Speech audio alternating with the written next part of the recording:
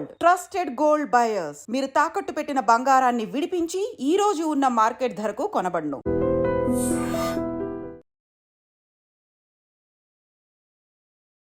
నమస్కారం, welcome to I dream. ధర్మ మార్గం విత్ విజిత కార్యక్రమానికి స్వాగతం.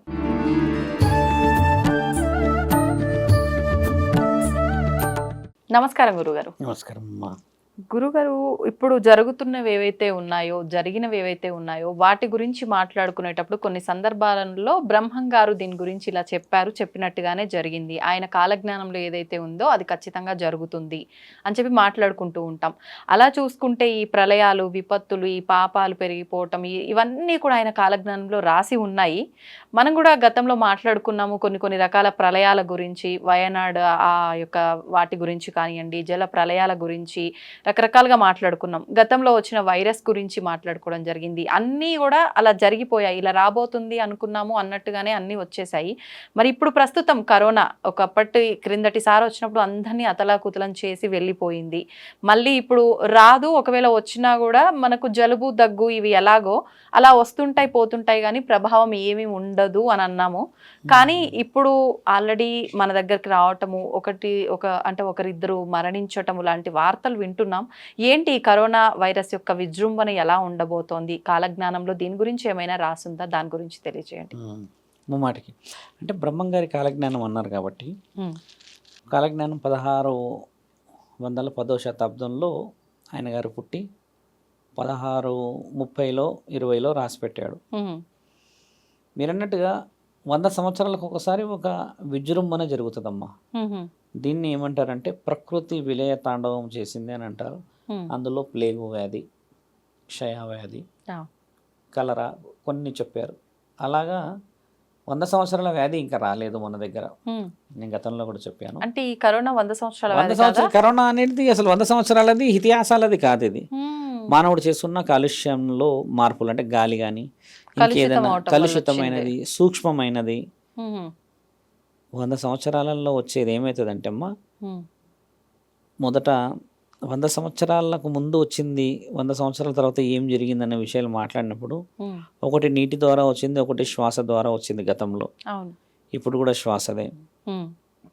ధన్వంతరి అంటే మీకు తెలుసు అనుకుంటాను బహుశా. భరత మునివర్యులు దేశాలకి మన దగ్గర ఉన్న వనమూలికలు పంపించేవారు. వాళ్ళు మన దగ్గరే ఎందుకు వనమూలికలు ఉంటాయి, వేరే దేశాల్లో ఎందుకు ఉండవు? అంటే మనది వేదభూమి, ధర్మభూమి. తర్వాత మనది ఏంటంటమ్మా ఋషి పరంపర ఉన్న భూమి ఇది. దేవాది దేవతలు పుట్టిన మహాభూమి కాబట్టి ఇక్కడ ఆయుర్వేద వనమూలికలు వచ్చేసి లక్షల్లో ఉన్నాయమ్మా. కంటి చూపుకు సంబంధించిందే కానీ, మూత్రపిండాలకు సంబంధించిందే కానీ, గుండెకు సంబంధించిందే కానీ, పిల్లలకు సంబంధించింది, కామానికి సంబంధించిందే కావచ్చు. ఇలా రుజువు చేయబడ్డ పురాణాలు అనేవి. కణితి అంటే ఏంటంటమ్మా, ఈ మైండ్లో బ్రెయిన్కి సంబంధించింది. అది చిన్న కణతి అంటారు. కణతి అంటే చిన్నగా ఇక్కడ లోపల ఒక బబుల్ లాగా వచ్చింది అంటారు కదా. ఒకప్పుడు మన దగ్గర సుశ్రుతుడు అనే మహా జ్ఞాని ఎలాంటి మత్తు లేకుండా ఆ కణితిని తీసిన ఘన చరిత్ర కలిగిన మహాభారతదేశం మనది. కంటి చూపు భాస్కరుడు ఈ లోపట కన్ను పొరని ఇట్లా పెట్టి తీస్తారు. ఇప్పుడు ఎన్నో మైక్రో లెవెల్లో కదా. ఆయన కంటి చూపుకి లోపట నరాలకు సంబంధించిన ప్రమాదం ఏర్పడిందని దానికి శస్త్రచికిత్స చేసి పూర్వ వైభవాన్ని తీసుకొని వచ్చిన భాస్కరుడు. ఇలా మన దగ్గర చాలా ఉన్నాయి. ఇలా ఉన్న ఈ భూమిలో అమ్మ వనమూలికలు ఎందుకు కొలువై ఉన్నాయనంటే, ఈ వనమూలికల ద్వారా ఏ వ్యాధి వచ్చినా కూడా నియంత్రించవచ్చు అని ధన్వంతరి యొక్క పురాణ వివరణలు మన దగ్గర సాగర మదనమయ్యేటప్పుడే రుజువు చేయబడ్డది. ఎందుకు అంత పవర్ఫుల్ మన దగ్గర ధన్వంతరి అని అంటమ్మా, కలశం ఏదైతే వచ్చిందో అది వచ్చే ముందు గోమాత 5 రకాలుగా విభజించబడి వచ్చి ఐరావతం, తర్వాత అశ్వం అంటే తెల్లని గుర్రం, ఇవన్నీ బయటికి రావడం చేత గోత్రనామాలకి మార్గం ఒకటి, ఆయుర్వేదానికి మార్గం ఒకటి, మానవ శ్రేయస్సుకు మార్గం ఒకటి. ఇన్ని మార్గాలు వచ్చిన తర్వాత ఋషి పరంపరలో ఒక వ్యాధికి ఒక కారణం శ్వాస కానీ ఇంకేదైనా కానీ అని చెప్పేసి చెప్పగలిగిన మహాపురాణమే ధన్వంతరి పురాణం. ఓకే. ఇప్పుడు ధన్వంతరి పురాణం అంటే ఎంతమందికి తెలుసు మీరు చెప్పండి? తక్కువ శాతం. తులసి చెట్టుని ఎందుకు పూజిస్తాం? బాగా గమనించాల్సిన విషయం ఏంటంటే అమ్మ, తులసి చెట్టుని ఇంట్లో ఆయుర్వేద వనమూలికలాగా పూజిస్తారు. ఒకప్పుడు తులసి చెట్టు ఇంత హైట్ అయ్యేది, ఇంత బారేడుగా ఇంత వెడల్పు అయ్యేది. ఇప్పటికి ఊర్లలో అవుతుంది అలాగా. మన దగ్గర ఇంత అవడమే చాలా కష్టం. కొత్తిమీర కట్ట అంత ఉంటుంది అంతే. దానికి ఉండే 4 ఆకులు, దానికి ఒకటే పూజలు మనం చేస్తాం. అంటే పుణ్యం కొద్దీ చెట్లు పెరుగుతాయి అనేది రుజువు. ఒకప్పుడు భూమిలో పెడితే అది అలా పెరిగేది. ఇప్పుడు అపార్ట్మెంట్ లైఫ్స్ కదమ్మా, ఆ గోడల మీద పెట్టడం చేత దాని యొక్క వయస్సు అలా ఉండిపోయింది. తులసి చెట్టు ఎందుకు పూజించాలంటే అమ్మ, ఏదైతే సంజీవని పర్వతం మీద పరమాత్ముడిపై తీసుకొస్తాడో ఆ ఆకుని కాపాడిన మహావృక్షాలు తులసి చెట్లు. ఆ సంజీవని ఏమో ఒక దగ్గర ఉంటే ఈ చుట్టుపక్కల ఉన్న వేల చెట్లు ఇవే తులసి. ఈ తులసి చెట్టు ఉండడం వల్ల ఈ సంజీవనికి ఎక్కడ లేని యాక్టివ్నెస్ అనమాట. అంటే ఇది ఒక ప్రొటెక్టర్. వాళ్ళందరూ లైట్ అయితే ఇది షైన్ అవుతుంది కదా. ఈయన గారు చేసింది, తండ్రి ఏం చేశారు హనుమంతుడు, తులసి చెట్లు ఇన్ని ఉన్నాయి, సంజీవని అలా ఉంది. అంటే సంజీవనినే కాపాడిన ఈ చెట్లు మానవుని కాపాడవా అని రాముడికి చెబితే, రాముడి యొక్క ఈ పట్టభద్రుడైనప్పుడు, అంటే రామావీరుడు రాముని పిలిచి ఈ రాజ్యం అప్పచెప్తారు కదమ్మా, రాజ్యం చెప్పినప్పుడు ఒక్కొక్క చెట్టు ఇచ్చిండంట, తులసి చెట్టు. అలా తులసి చెట్లు ఈరోజు మన ఇంటికి చేరాయి. ఆయన గారే ఇచ్చాడు, ఒక్కొక్క ఇంట్లో పెట్టండి, ఒక్కొక్క ఇంట్లో పెట్టండి అని. ఎందుకంటే అందరి ఇంట్లో అయితే మీరు అన్నట్టుగా సంజీవని పెట్టలేము కదమ్మా, అదొక పర్వత శ్రేణి. అలా వచ్చినది అని అంటే ఇక్కడ అర్థం ఏముందంటే, తులసి చెట్టుని ఏ విధంగా వాడే వల్ల అంటే కొంచెం ఆలోచన ఉంది కూడా చెప్తున్నాము. తులసి ఆకులు ఉడకబెట్టేసేసి దాంట్లో కొంచెం బెల్లం, అంటే అది కూడా ఏ బెల్లం వేస్తారు, ఎర్ర బెల్లం వేస్తారు. మన దగ్గర ఎర్ర బెల్లం ఇప్పుడు తక్కువ శాతంగా అంతా ఏమంటారు చక్కెరతో చేసిందే ఫిల్టరైజేషన్ వస్తుంది, ఎల్లో ఉంటుంది. దాన్ని అలా కొంచెం మరిగించి తాగితే ఆరోగ్యానికి బాగుంటుంది, లైక్ కాఫీ కానీ టీ కానీ అంటారు కదా. దానికి సన్న వస్తాయి కదమ్మా, ఇలా తీసే ఆవాల లాగా వస్తాయి. తులసి చెట్టుకి, సబ్జా కాదు, తులసి చెట్టుకి చిన్నగా గింజలు అవుతాయి ఆకులు, అవన్నీ తీసేసి ఉడకబెట్టేసేసి దాన్ని ఇప్పుడు మనం కాఫీ టీ తాగుతాంగా, అలా తాగినా కూడా ఆయుర్వేదికం అని చెప్పేసి శాస్త్రంలో రాసింది. అలా మనకు తెలుసా? తెలీదు. అది వృధా అవుతుంది, మన వాళ్ళు తాగరు, అది వేరే విషయం. అంటే ఒక చిన్న దాంట్లోనే అన్ని ఉన్నాయనంటే ఇంకా 27 నక్షత్ర జాతుల చెట్లు ఉన్నాయి మన దగ్గర. 27 నేను చెప్తుంది. దాచిన చెక్క కానీ, లవంగా, ఇలాచి, ఈ అష్టసుగంధాలు అన్నింటిలో ఆయుర్వేదిక్లో వాడతారు కదా. ఇవన్నీ పక్కన పెడతాయమ్మా. ఇప్పుడు మనిషి శరీరంలో కరోనా విషయం మాట్లాడతాం. కరోనా అని అంటే ఒక వ్యాధి ఏడికి వచ్చిందంటే అమ్మా, ఊపిరి ద్వారా ఊపిరి యొక్క ఈ పరిస్థితి ఊపిరితిత్తుల మీద అంటే లంగ్స్ మీద ఎఫెక్ట్ కదా. లంగ్స్ ఎవరికైతే మద్యం తాగి, ఎవరికైతే పుట్టుకతోని కొంచెం వీక్నెస్ ఉంటాయో అలాంటి వాళ్ళ పైనే ప్రాణభయంతో అటాక్ జరిగింది. అంటే ప్రాణభయం ఉన్నది, లంగ్స్ అని ఎఫెక్ట్ అయ్యి లోపల పాడవుతున్నాయి. ఈ సిగరెట్ తాగుతారు కదా తల్లి, వాళ్ళందరికీ ఈ లంగ్స్లో ఆ మైక్రో లెవెల్లో ఉన్న హోల్స్ అని క్లోజ్ అయ్యి మళ్ళీ ఓపెన్ కావు. అంటే వెరీ లెస్ లెవెల్లో ఓపెన్ అవ్వడం చేత ఊపిరి పీల్చుడు రావుడు కష్టమైపోయి అలా కొంతమంది కాలం చేశారు కదా. ఇప్పుడు సింపుల్గా ఒక విషయం చెప్పొచ్చు, ఎవరైతే శంకు ఊదుతారో, ఇలా శంకు ఊదుతాం కదా, నా దగ్గర బ్యాగ్లో ఉంటుంది, అయితే ఆ శంకు ఇట్లా ఊదుతాం కదమ్మా పట్టుకొని, ఆ శంకు ఎవరైతే అనర్గలంగా ఒక 30 సెకండ్స్ 40 సెకండ్స్ ఊదుతారో అమ్మా, వాళ్ళ లంగ్స్ చాలా ఓపెన్ అవుతాయి. ఇలాంటిది ఇప్పుడు మనం చేయగలమా? శంకు అంత గట్టిగా ఎప్పుడైనా ఊదవచ్చును.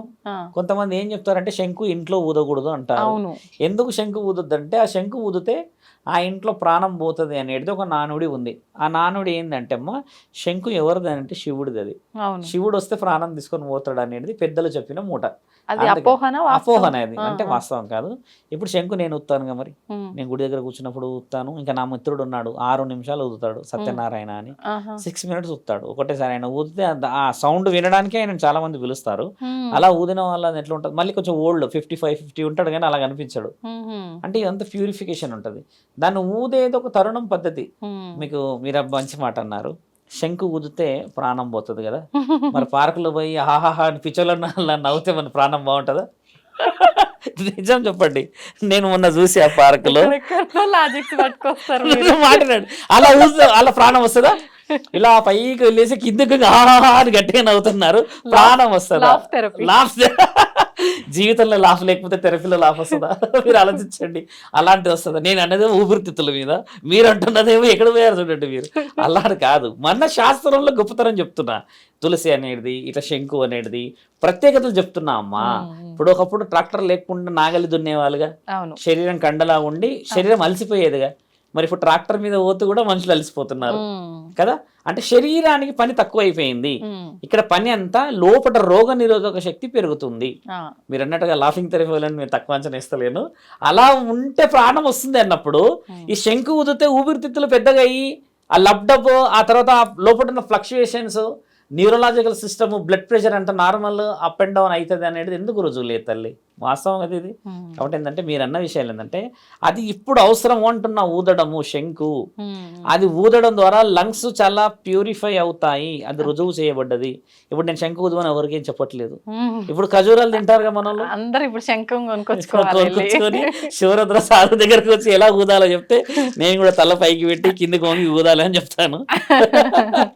శంకు ఊదడం అనేది మా గురువు గారు చెప్పిన సీక్రెట్. అది ఎవరైతే గొంతు కంఠం గట్టిగా బలంగా గాంభీర్యంగా వస్తుందమ్మా, వాళ్ళందరి యొక్క వెనక రహస్యాలు గురువులల్లా వాళ్ళది ఒకటి మంత్రం అనర్గళంగా చదివిన వాళ్ళ శంఖంలో మంత్రం చెప్పాలా లేకపోతే నార్మల్ గా బెలూన్ ఊదినట్టుగా మనం అట్లా కాబట్టి దాన్ని ఊపడం కూడా ఈ పెదవుల మూమెంట్ వేరేలా ఉంటది. గాలి ఊపితే శంకు మోగదు. దాన్ని ఏంటంటే అదొక సౌండ్ చేయాలి, ఊ అని సౌండ్ చేస్తే ఆ సౌండ్ క్రియేట్ అవుతుంది. మళ్ళీ అన్ని శంకులలో రాదు, ఒక్కొక్క శంకు సౌండ్ ఒక్కొక్కటి ఉంటుంది. ఒక శంకు ఇలా ఉండి ఇలా వంగి ఉంటదమ్మా, దాంట్లో నుంచి ఊదితే సముద్ర గర్భంలో నుంచి అలలు పైకి వస్తే శబ్దం వస్తుంది కదా, అలా వస్తుంది. చిన్న శంకులు ఉంటాయి, అది మామూలుగా పూజ గదిలో వాడుకునేలా వస్తాయి. ఇప్పుడు ఆ శంఖంలో వాటర్ వేసి తీర్థంలో తీసుకోవాలి, అదంటే అభిషేకం చేసేటప్పుడు పవిత్రమైన పవిత్రం కోసం అని, శివుడికి కూడా అభిషేకం చేసేటప్పుడు ఇలా చేసే పెడతారు. అంటే అది పవిత్రత కోసం.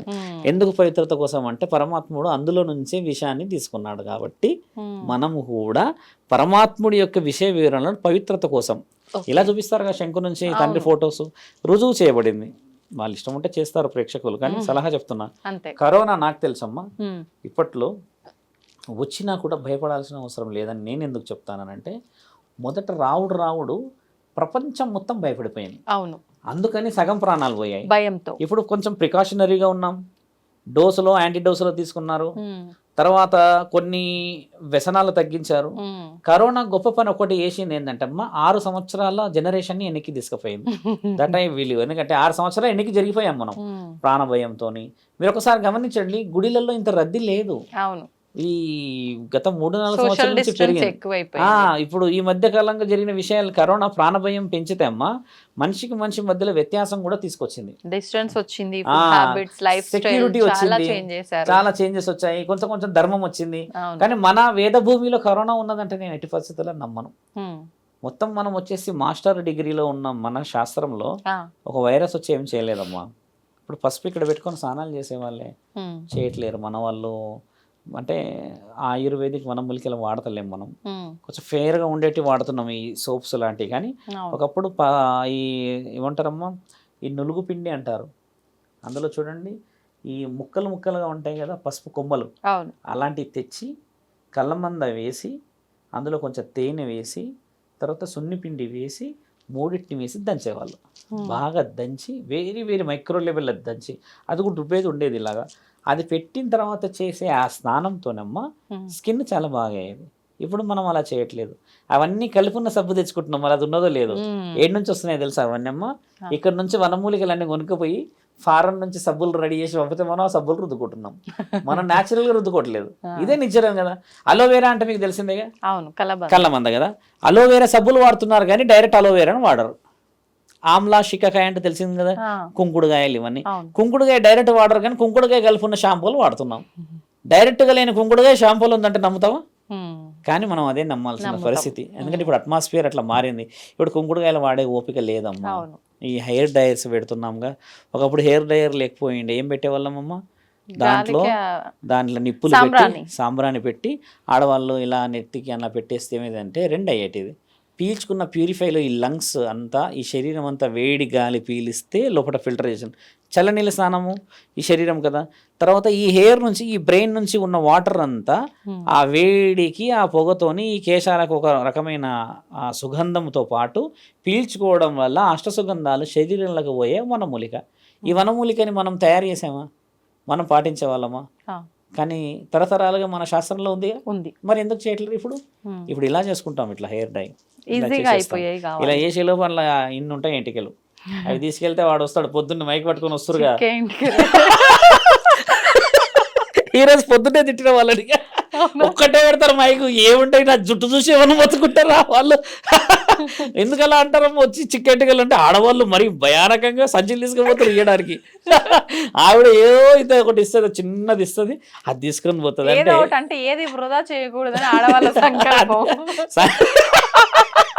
ఆడవాళ్ళ సంఖ్య అట్లా అంటే మరి వాళ్ళు మాటలు కూడా వృధా చేయకూడదు, మాటలు వృధా చేయకూడదు. అది అలా వాడతారా?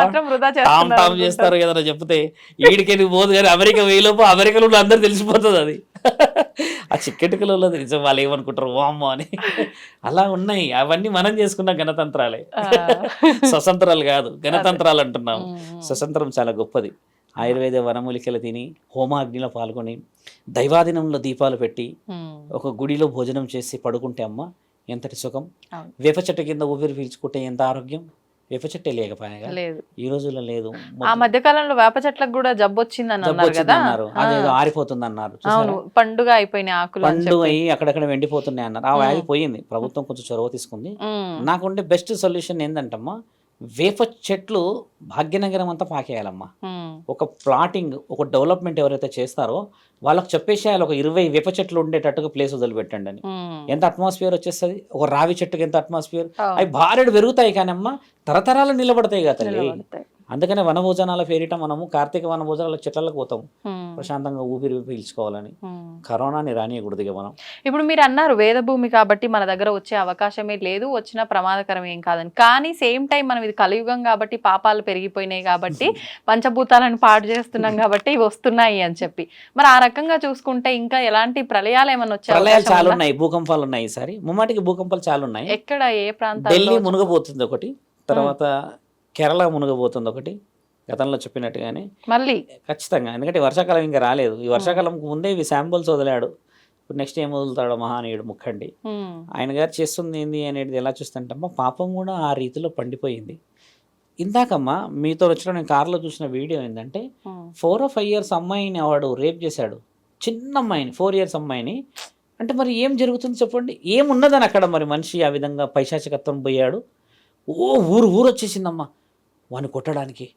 నేనేమంటా తెలుసా అమ్మ, ఆ రేపు జరగడానికి ముందు మనం ఎందుకు నిద్రలో ఉన్నాం? మనం ఒక మద్యం చేసి వచ్చిన వ్యక్తిని ఎందుకు గమనిస్తలేం మనం? ఒకడు విచ్చలవిడిగా మాట్లాడితే ఎందుకు గమనిస్తలేం మనం? ఒకడు వచ్చి ఆ రోడ్డున నిలబడి, ఆ చౌరస్తారా నిలబడి ఇలా తాగేస్తుంటే వాడిని ఎందుకు అడుగుతలేం మనం? ఎందుకు ప్రికాషనరీగా మనం పోతలేమంటే, నీ ఇల్లు నీ సంసారం నీకే. అంటే అడగకపోతే అది ఎవరిదో సమస్య, అడిగితే అది మన సమస్య. అలాగా ఒకడు అడుగుతాయితుంది, అలాగా ఇద్దరు అడుగుతాయితుంది, అలాగా నీవు నీతో పాటు ఊరంతా పాటు చట్టంతో పాటు అందరు కలిస్తే మరి భయం పుట్టాలనా వద్దా? ఇది రాజ్యవ్యూహం చాలా ముఖ్యం తల్లి. మీరు అన్నది మంచి ప్రశ్న. ఎందుకంటే మీరు ఒక ఇల్లాలు కాబట్టి నేను అడిగితే సడన్గా గురువు గారు ఇక నా మీదకి వచ్చేస్తుంది, వాడు ఉల్టా మాట్లాడతాడు, ఆ తాగే సీసేదో నా నెత్తి మీద కొడతాడు, లేదా ఇంట్లోకి ఇసిరేస్తాడు, అప్పుడు నాకు పంచారు. ఇది వాస్తవమే. ఒక్కోడు ఇద్దరితోనే అవుతుంది, 100 మందితోనే అవుతుందమ్మా. ఇప్పుడు ఎవరి దాకా ఎందుకండి, ఇప్పుడు మన ఇంట్లో వాళ్ళే ఉన్నారు, అంత ఇలా మాట్లాడాల్సి వచ్చినప్పుడు ఓకే. ఏదైనా ఇప్పుడు అట్లా మనం ఎదిరించాలని ఎవరైనా ఏమనంటే నీకేం అవసరము, నీ పని ఏందో నువ్వు చూసుకోవచ్చు, తెచ్చి నీ మెడకేసుకున్నావు, ఇలాంటివి కొత్త సమస్యలు ఎందుకు, పోలీసు వాళ్ళు చూసుకుంటారులే, 100కు డైల్ చేయండి అంటారు.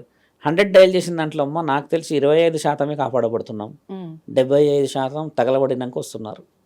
అంటే గొడవలు అయినాకనే వచ్చేస్తారు. అంటే వాళ్ళ ఆలస్యం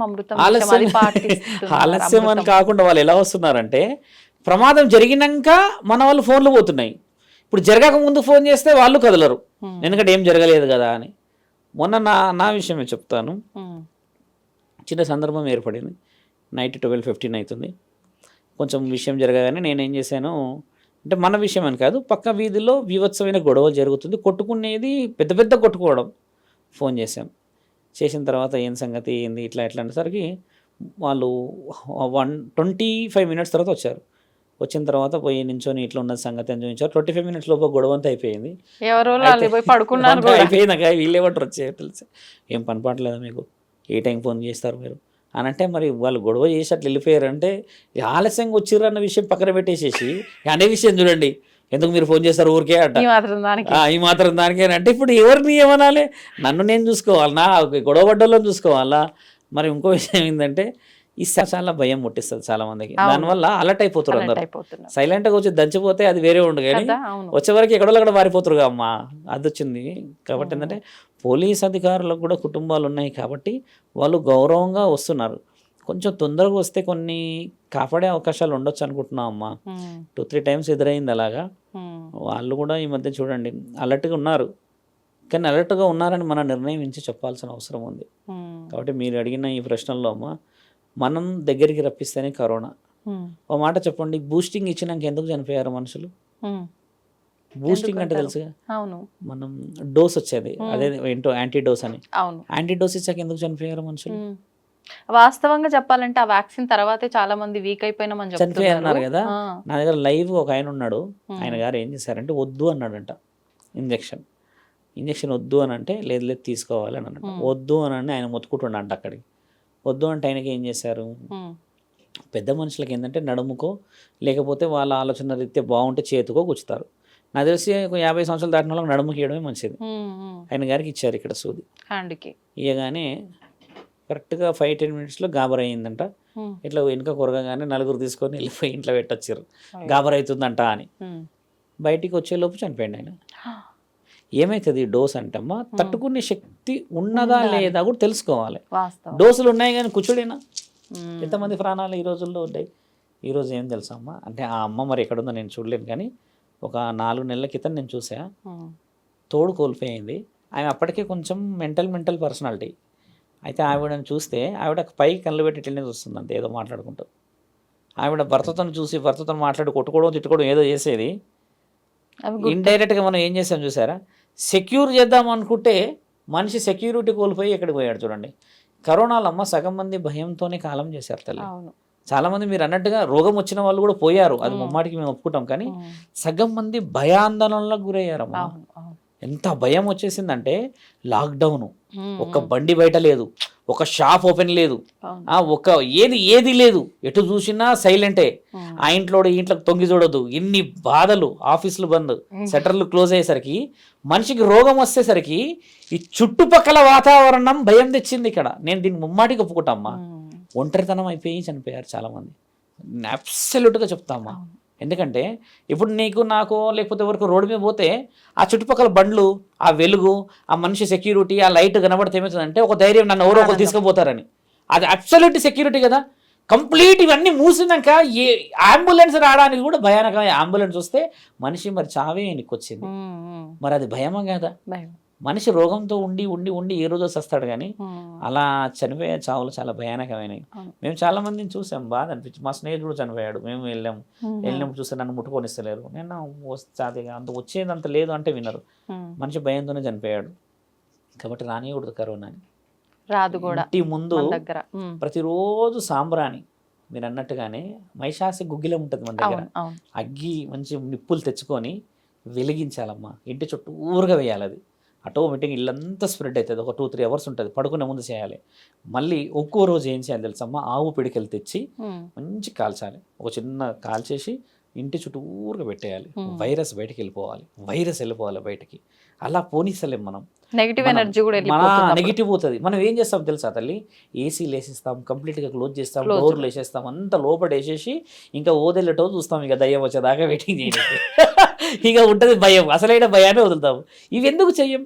ఫిల్టరైజేషన్ గాలి రావాలి, లోపటి నుంచి బయటికి ఫిల్టర్ కావాలి, హాస్యంగా నవ్వుకునేటట్టు వాతావరణం ఉండాలి. ఇలా లేదమ్మా. భయం భయం భయం భయం భయం భయం భయం. ఆ భయంతోనే కదా మనిషి సగం పోతాడు. మీరు ఇప్పుడు చెప్పండి, మరి కరోనాని రానియకూడదు ఎట్టి పరిస్థితుల్లో. అది వచ్చింది చేసింది అనేది కాదు, దాన్ని ఎట్టి పరిస్థితుల్లో రానియకూడదు. రోగ నిరోధక శక్తి పెంచుకోవాలి, పెంచుకోవడం మంచిదమ్మా. ధన్యవాదాలండి. తవ్వండి, తవ్వుతూనే శివలింగం. సరే దాన్ని అట్లా కప్పేసేయండి, చూపించదండి. మూర్తి పూజ కాదు, సాక్షాత్ బ్రజేంద్ర నందన భగవాన్ ఉన్నారు మూర్తిలో. ఏమీ ఆశించకుండా ఆరాధించే వాళ్ళు కూడా ఉన్నారా ప్రభుజీ? నిజమైన భక్తి అంటే